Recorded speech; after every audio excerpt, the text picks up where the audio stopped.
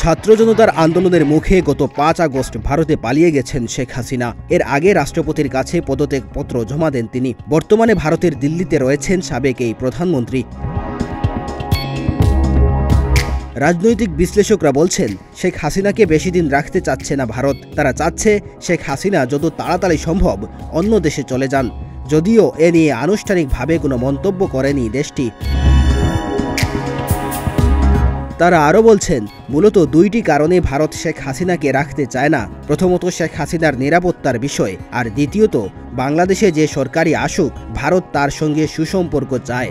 আর বাংলাদেশে শেখ হাসিনা বিরোধী মনোভাব তুঙ্গে ভারত চায় না বাংলাদেশের সঙ্গে সম্পর্কে শেখ হাসিনাকে আশ্রয় দেওয়ার ঘটনা ছায়াপাত করুক।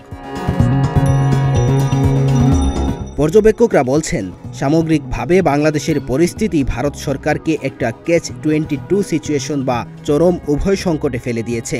আর এই বিপদ আসছে দুদিক থেকে। এক, ব্যক্তি শেখ হাসিনার ক্ষেত্রে দিল্লি কী পদক্ষেপ নেবে, আর দুই, বাংলাদেশের ভেতরে যা ঘটছে সেটাকেই বা দিল্লি কিভাবে অ্যাড্রেস করবে। এ নিয়ে ৭ আগস্ট প্রতিবেদন প্রকাশ করেছে বিবিসি বাংলা।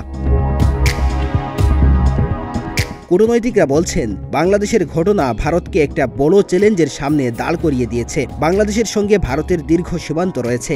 ভারত চায় না বাংলাদেশের ঘটনার অভিঘাত দেশের মধ্যে পড়ুক।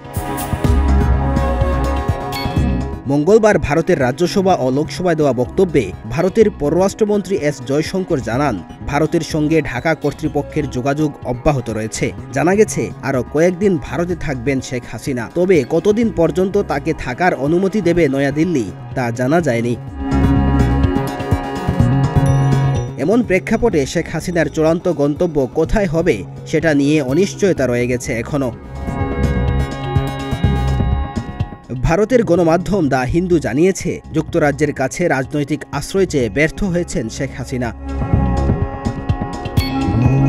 যার ফলে তিনি এখন সংযুক্ত আরব আমিরাত, সৌদি আরব ও ফিনল্যান্ডে আশ্রয় নেওয়ার কথা ভাবছেন।